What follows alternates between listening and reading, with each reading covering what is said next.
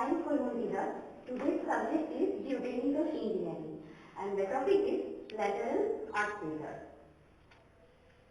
So আগের দিনে বলেছিলাম lateral earth pressure এর তিনটি ভাগ, at rest earth pressure যেটাতে সয়েল কোনো ব্যাকটেরিয়াল সয়েল কোনো প্রেসার দেয় না, সেটা হচ্ছে at rest earth pressure. Active earth pressure ছিল যেটাতে ব্যাকটেরিয়াল সয়েল এক্সপান্ড করে এবং এটাকে ওই রিটেনিং ওয়ালকে সামনের দিকে ঝুঁকে যেতে বাধ্য করে বা সামনের দিকে প্রেসার দেয়, তো সেটাকে বলা হচ্ছে অ্যাক্টিভ earth pressure. আর যেটাতে ব্যাকটেরিয়াল সয়েল কম্প্রেস হয়ে যাচ্ছিল এবং পিছন দিকে টানছিল রিটেনিং ওয়ালকে, রিটেনিং স্ট্রাকচারকে, তো সেটাকে বলা হচ্ছিল প্যাসিভ প্রেসার. তো এই তিনটি প্রেসারের মধ্যে প্যাসিভ প্রেসার হলো সব থেকে বেশি. এখানে যেমন দেখাচ্ছি, যদি কোএফিসিয়েন্ট অফ প্যাসিভ প্রেসার ধরি KP, coefficient of at rest earth pressure K0, coefficient of active earth pressure Ka, তাহলে Kp greater than K0 and K0 is greater than Ka. এটা গ্রাফটা অনেকটা এরকম টাইপের হয়, এরকম টাইপের. এখানে Kp, এখানে Ka এবং এখানে K0.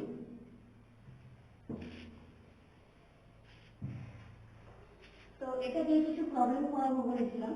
তো K0 এর কি ছিল, এর ফর্মুলা কি ছিল, 1 মাইনাস সাইন ফাই. তো ফাই এর ভ্যালু যদি 30 হয় তাহলে আমরা এখানে ভ্যালুটা পুট করতে পারবো 1 মাইনাস সাইন 30. তুমি ক্যালকুলেটরে দেখে নিতে হবে এটা কত আসছে. এবার যদি আমার ফাই ইকুয়ালস টু 30 দিয়ে দেওয়া থাকে, মানে ইন্টারনাল পিক্সেলের অ্যাঙ্গেল, তো আমরা যদি coefficient of active earth pressure Ka calculate করি তাহলে কি হবে, 1 minus sine phi divided by 1 plus sine phi. এবার আমরা ভ্যালু বসাবো 1 minus sine 30 divided by 1 plus sine 30. এবার এখান থেকে আমরা ভ্যালু পেয়ে যাবো ক্যালকুলেটারে 1/3 or 0.3.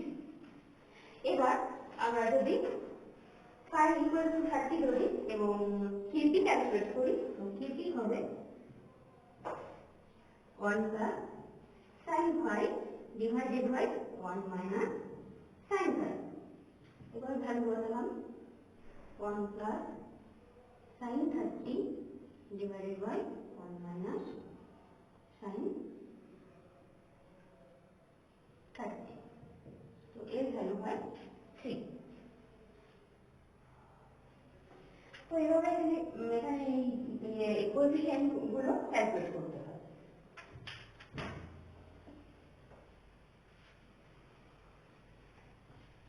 এখানে ফাই এর ভ্যালু 30 জায়গায় অন্য কিছু রাখতে পারে, 23 থাকতে পারে, 25 থাকতে পারে, 35 থাকতে পারে. তো যেরকম ভ্যালু দেওয়া থাকবে সেরকম ভ্যালু অনুযায়ী আমাদের ক্যালকুলেশনটা করতে হবে.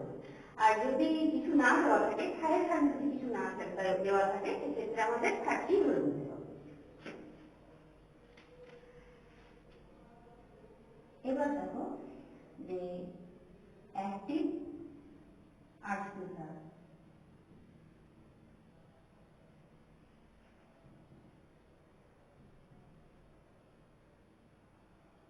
অ্যাক্টিভ earth pressure এর ফর্মুলা হয় Ka গামা H.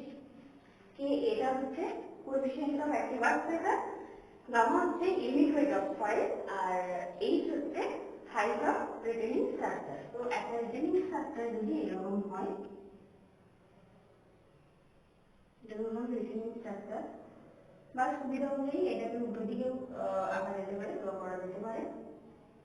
তো এরকম যদি স্ট্রাকচারটা হয়, তো এর প্রেসার কিরকম হয়, প্রেসারটা লিনিয়ারলি ভ্যারি করে.